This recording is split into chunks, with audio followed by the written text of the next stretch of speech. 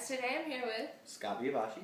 And we're going to talk about business budgets. Okay, first of all, where do you work? I work for Cisco Systems. Okay, and what's your role within Cisco? I am responsible for the sales organization here in Dallas, so I run a sales team responsible for working with our large clients. Oh, okay. What kind of budgets does your team have? So we have a couple of different kinds of budgets. We have a budget for salaries and performance. Okay. We have a budget for expenses. We also set budgets or quotas for all of our salespeople for the amount of sales or revenue that we expect them to bring into the organization. Okay. How do you set your budgets? So each of those budgets follows an annual planning cycle, and there are really three separate tracks. We have an annual planning for performances, bonuses, and raises. Okay. We also have a annual planning cycle for our expense management, and then we have an annual planning cycle all going on at the same time that sets our annual sales targets, both for the company and then for the individual sales teams, and then for the individuals that are responsible for the sales. All right. Do you have some type of formal meeting that you have for these budgets? So typically each of those has a different series of meetings. So salary and performance bonuses are typically done with myself and the other senior managers to set out what and how we're going to rate each of the employees, and then we'll do performance measures associated with and raises that are appropriate based on those ratings and rankings. Sales budgets are typically done each year, and there are a series of meetings where we will get budgets at each level in the organization, and then we will determine how to assign those budgets to each of the salespeople, and there'll be a series of meetings to go through setting them, adjusting them, readjusting them, and making some changes as we go along throughout that process. How do you plan your budgets? So we typically plan our budgets by year.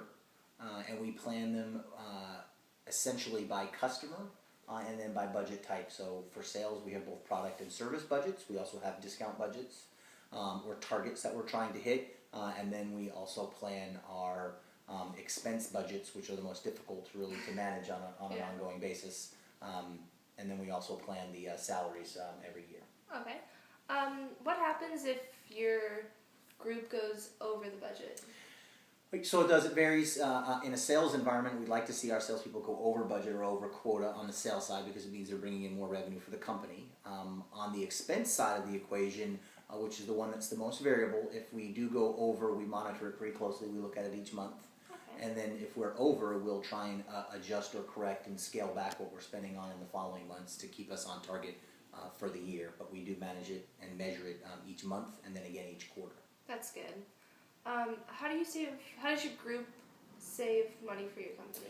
For us this year, one of the big things we're trying to do is reduce the amount of discounts that we give, because the more that we can reduce discounts, that means the more revenue we're bringing into the organization, and as we bring in more revenue, we bring in more profit. And so that's one of the measures that the company looks at is how aggressively are we having to discount our products and services, and every little bit that we're able to scale that back provides additional revenue and margin to the company, and that goes to our income statement, to our P&L. Okay.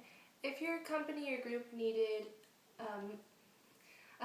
something all of a sudden, do you guys have an emergency fund set in place? So Cisco, fortunately, is a very large company. So if you went and looked at a publicly traded company like us, Cisco has several $1 billion, something like $50 billion in the bank. So as a company, yes, we have a pretty large reserve fund. And then within that, each organization has the ability to tap a certain amount of funds if something came up that was a priority investment.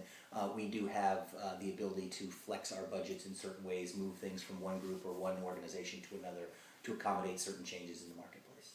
Okay. And then out of the budgets you guys have set in place, which one do you look at most closely?